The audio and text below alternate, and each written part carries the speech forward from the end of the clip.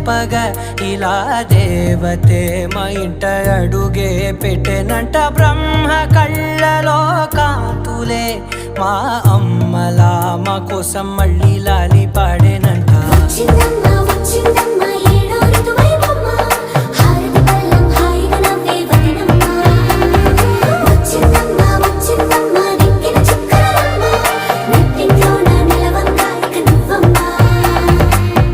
తెల్లవారే వెలుగు రేఖలా పచ్చ పచ్చ పచ్చి మట్టి బొమ్మల